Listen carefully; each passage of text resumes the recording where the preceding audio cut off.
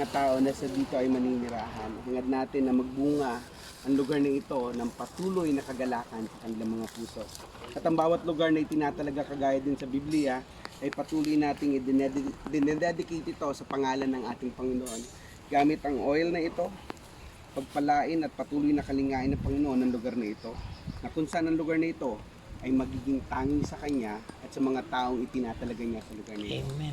Ang kapayapaan, pagpapala ay patuloy nilang maranasan. Mikes, Dahan-dahan. salamat po. At din sa patuloy natin pagtatalaga, patuloy nating hilingin sa Panginoon ang paglilinis sa lugar na ito. Hindi natin alam ng gusto at buo kung paano ang lugar na ito ay nabuo. Kung paano ang lugar na ito ay nagamit.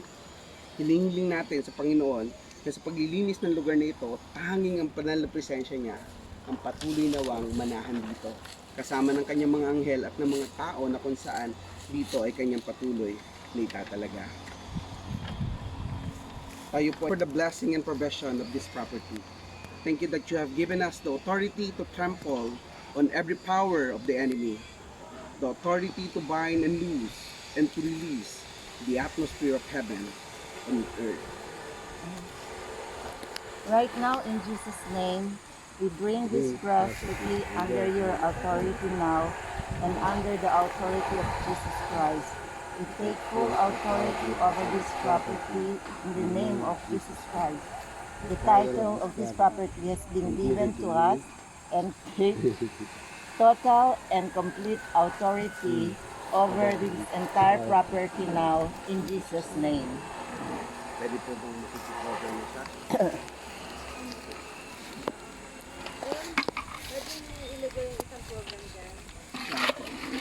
Pwede po, pwede po. Yeah, lalagyan ng isang program. Bigyan ko natin isang po.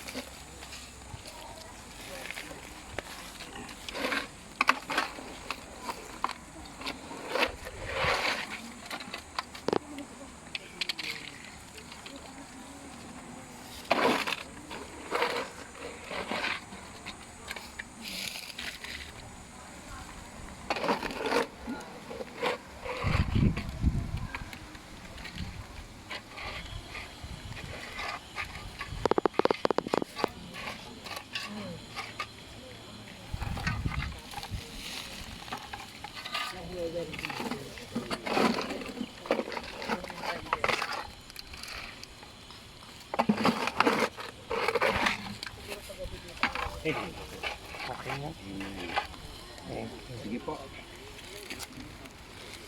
Father, in your name, I renounce all ungodliness and all sinful activity that has been ever taken place in this property or in this land, all the way back to Adam.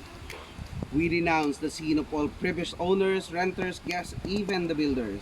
Any courses of evil agreement ever made in or over this property, I now declare broken, null, and void in the name and authority of Jesus. In the name of Jesus, I also command every foul and unclean spirit to be bound now and to leave this property. People, We cancel every claim and right the enemy might have here by the blood of Jesus Christ. We cleanse this home and everything in it with the blood of Christ. diba? Kay tulis ito. Ano ko lang po yung kamay dito. Lord, bless this hand. Isa pa ito. At patuloy sa pagpalain ng kamay na ito. Na inyong pagpapala at patuloy niya. Kung hindi ng kamay na ito, kayo ang patuloy na Panginoon kung natin magpasigana sa kanila. Ay magitan ng oil na ito, makita at maranasan na Panginoon ng bawat tahanan na ito na binibuli sa lugar nito ang iyong pag-ibig, pagkakalinga at lalong higit ang iyong pagkakaisa. Ang iyong pag-ibig ay patuloy nawang mangbabaw sa kanila sa lahat ng pagkakataon. Pauntan na lang sa Panginoon Jesus. Amen. Consecrate and dedicate this property and the land it is on to the rule of Jesus, the presence of the Holy Spirit, and the kingdom of God. I dedicate everything in and around this house to the Lord Jesus and claim that is under His rule, protection, and blessing. Everybody, Come, Holy Spirit, come and fill every part of this property with the fullness of the kingdom of God, with your love, your peace, and your rest. Jesus, I ask that you will also send your angels to cleanse this place now, establish your kingdom here, and to build a shield of protection around it. In the mighty name of Jesus Christ the Lord, I now proclaim that this property, land and everything in it is property of the kingdom of God. Amen. Let us pray. Lord, we thank you for this land, this precious property, and for the opportunity to dedicate it to your service and glory. As we close its dedication, we ask for your blessings upon this land, upon those who will inhabit or use it, and upon the purpose for which it is intended. May it be a place of peace, joy, and prosperity, a haven of love and unity. May it be a place where your presence is felt and your will is honored. We ask that you guide us, protect us, and give us wisdom as we steward this land for your greater glory. Amen. Receive the benediction. The Lord bless you and keep you. The Lord make his face shine on you and be gracious to you. The Lord turn his face toward you and give you peace, now and forever. In the name of the Father, the Son, the Holy Spirit.